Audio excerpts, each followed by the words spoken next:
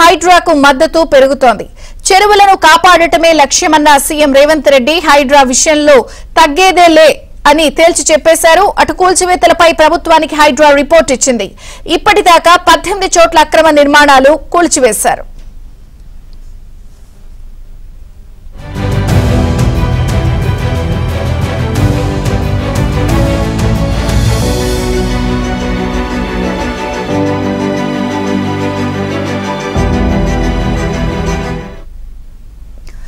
అటు 111 జీవో నిబంధనలకు విరుద్ధంగా నిర్మించిన జన్వాడ ఫామ్ హౌస్ పై హైడ్రా ఫోకస్ పెట్టింది. జన్వాడ ఫామ్ హౌస్ కూల్చివేతలకు రంగం సిద్ధం చేసింది. ఎన్ కన్వెన్షన్ కూల్చివేతల తర్వాత ప్రముఖుల అక్రమ నిర్మాణాలే టార్గెట్ గా హైడ్రా దూసుకుపోతోంది. చెరువుల్లో అక్రమంగా నిర్మించిన మల్లారెడ్డి, ఎమ్మెల్యే పల్లా రాజేశ్వర్ రెడ్డి నిర్మాణాలపై చర్యలకు సిద్ధమవుతోంది. మల్లారెడ్డి అక్రమ నిర్మాణాలపై హైడ్రా భారీగా ఫిర్యాదులందాయి.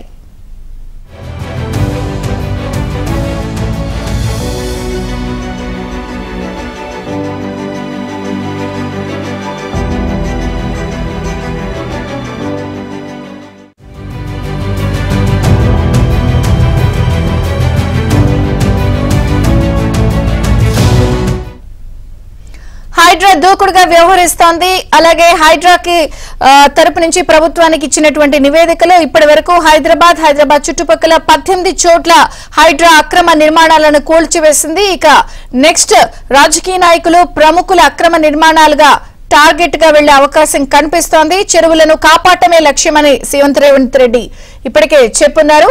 ఇక నెక్స్ట్ హైడ్రా ఎలా వెళ్లబోతోంది, హైడ్రా ప్లాన్స్ ఏంటి, మరిన్ని వివరాలు మా ప్రతినిధి నుమాన్ అందిస్తారు. నుమాన్, అక్రమ నిర్మాణాల కూల్చివేతలో హైడ్రా జెట్ స్పీడ్ గా దూసుకుపోతుంది. సో ఎక్కడ కూడా రాజీ పడకుండా ప్రస్తుతం హైడ్రా ఇటు గ్రేటర్ తో పాటు ఓఆర్ఆర్ పరిధి వరకు పూర్తిగా ఇటు చెరువులు, ప్రభుత్వ ఆస్తుల పరిరక్షణే లక్ష్యంగా దూసుకువెళ్తున్నటువంటి పరిస్థితి. ఇప్పటి వరకు దాదాపు అంటే 18 చోట్ల అక్రమ నిర్మాణాలు కూల్చివేసినట్లు హైడ్రా ప్రభుత్వానికి నివేదిక ఇచ్చింది. సో కూల్చివేతలపై ప్రస్తుతం అయితే హైడ్రా దూకుడుగా దూసుకుపోతుందని చెప్పవచ్చు. సో అక్రమ నిర్మాణాల మీద ముఖ్యంగా ఏదైతే ఇటు హైదరాబాద్ తో పాటు హైదరాబాద్ నగర శివారులో ఉన్నటువంటి మున్సిపాలిటీలు, మున్సిపల్ కార్పొరేషన్ల మీద వెలిచినటువంటి అక్రమ నిర్మాణాలు కూల్చివేయడం ఉక్కుపాతం పోతుంది. సో ఇందులో భాగంగానే హైదరాబాద్ అక్రమ నిర్మాణాల్లో ప్రస్తుతం ఏదైతే హైదరాబాద్ నగర పరిధిలో అక్రమ నిర్మాణాల కూల్చివేత కొనసాగుతుందని చెప్పవచ్చు. సో హైడ్రా విషయంలో కూడా ఎక్కడ కూడా తగ్గేదే లేదంటూ కూడా సీఎం రేవంత్ రెడ్డి కూడా ప్రకటించారు. సో అటు కూల్చివేతలపై ప్రభుత్వానికి కూడా ప్రస్తుతం అయితే హైడ్రా రిపోర్ట్ ఇచ్చినటువంటి పరిస్థితి. సో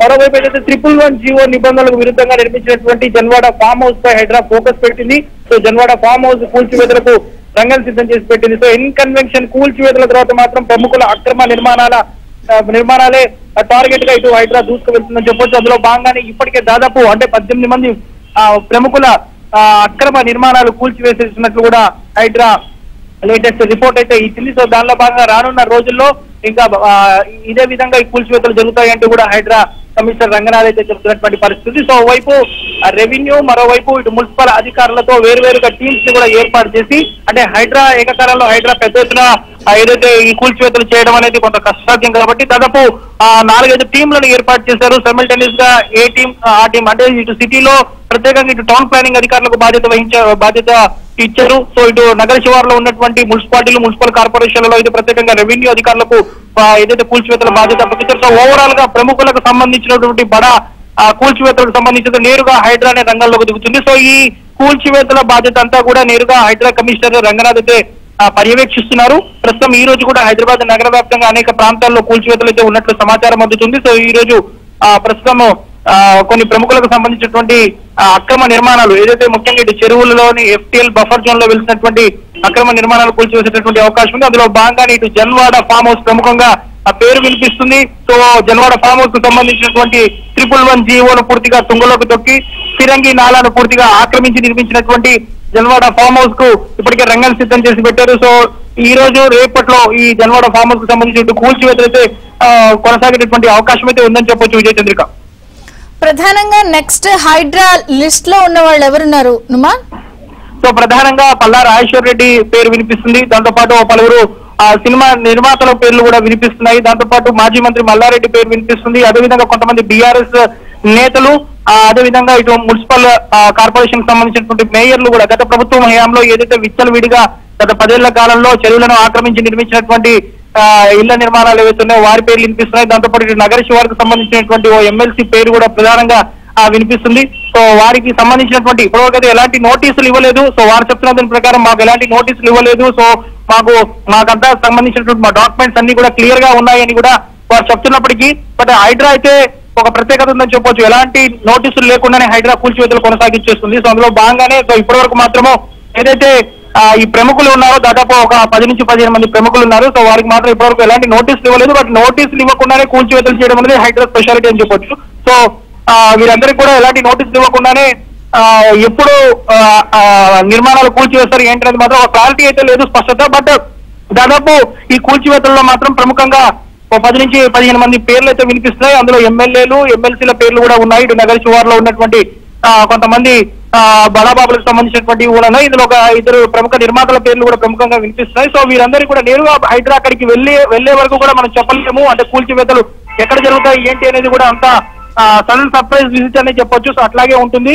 సో ప్రస్తుతము హైడ్రాకి అయితే పూర్తిగా ఒక నివేదిక అందింది. దాని ప్రకారమే కూల్చివేతలు చేసినట్లు కూడా ఇప్పటికే హైడ్రా కమిషనర్ రంగనాథ్ అయితే చెప్తున్నారు. విజయ చంద్రిక, ప్రధానంగా హైడ్రా ఏదైతే నివేదిక ఇచ్చిందో అందులో పొందుపరిచిన స్పెషల్ అంశాలు ఏమైనా ఉన్నాయా? అండ్ పబ్లిక్ నుంచి హైడ్రా చేస్తున్నటువంటి పనుల వల్ల ఎలాంటి రెస్పాన్స్ వస్తోంది? పబ్లిక్ నుంచి మాత్రం ఒక మంచి స్పందన వస్తుందని చెప్పొచ్చు. ఎందుకంటే మనం నిన్న కూడా చూసాము, హైడ్రాకు మద్దతుగా గండిపేటలో పెద్ద ఎత్తున వాక్ ని నిర్వహించారు. Hydraa support walk Gandipet welfare association ఆధ్వర్యంలో పెద్ద ఎత్తున కూడా ఇటు యువకులు, కాలేజ్ సంబంధించినటువంటి విద్యార్థులు వీరంతా కలిసి పెద్ద ఎత్తున కూడా ఒక హైడ్రా వాక్ నిర్వహించారు.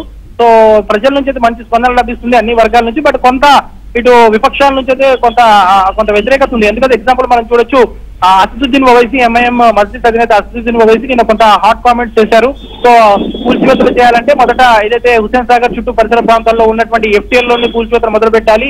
ఎందుకంటే జలవిహార్ కానివ్వండి, దాంతో పాటు ఏదైతే థ్రిల్ సిటీ కానివ్వండి, అదే విధంగా ఇటు జిహెచ్ఎంసీ నాలా మీద నిర్మించారు. సో జిహెచ్ఎంసీ ప్రధాన కార్యదర్శి ఇవన్నీ కూడా విజిట్ చేయాలి. వాటన్నింటినీ కూడా కూల్చివేయాలంటే కూడా అసదుద్దీన్ ఓవైసీ కొంత విమర్శలు గుప్పించారు. సో బట్ ఇటు ప్రజల నుంచి మాత్రం అంటే పార్టీల నుంచి ఇటు నాయకుల నుంచి సెకండరీ అది పక్కన పెడితే ప్రజల నుంచి మాత్రం మంచి స్పందన లభిస్తుంది. ఎందుకంటే ప్రజా ఆస్తులను కాపాడుతున్నారు, చెరువులను సుందరీకరించడం అంటే కేవలం ప్రకటనలు మాత్రం పరిమితం చేయడం కాదు, చెరువులను కాపాడుతున్నారు కాబట్టి తమకు మంచి సపోర్ట్ ఇటు హైడ్రా కూడా లభిస్తుందని చెప్పవచ్చు. ఎందుకంటే ఇటు నిత్యం కూడా హైడ్రా కమిషనర్ రంగనాథ్ కు మద్దతుగా ఇటు ట్విట్టర్ లో కానివ్వండి, సోషల్ మీడియాలో పెద్ద ఎత్తున కూడా సపోర్ట్ తెలియజేస్తూ ఇటు నెటిజన్లు కూడా ఏదైతే వారి మద్దతును తెలుపుతున్నారు. మొత్తానికైతే ఇటు హైడ్రాకి అయితే అన్ని వర్గాల ప్రజల నుంచి అయితే సపోర్ట్ లభిస్తుందని చెప్పచ్చు.